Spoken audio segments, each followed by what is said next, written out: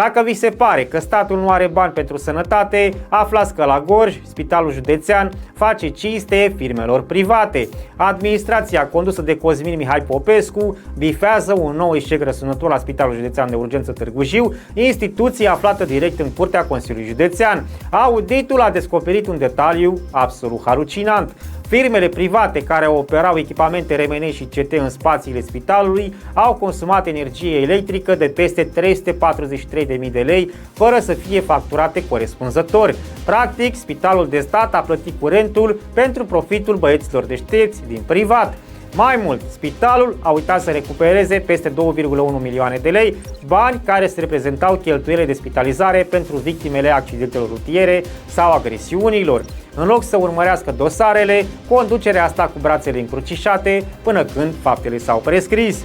Tot acest haos, alături de un patrimoniu neinventariat și de bunuri de milioane de lei trecute greșit în contabilitate, ne arată o realitate cruntă.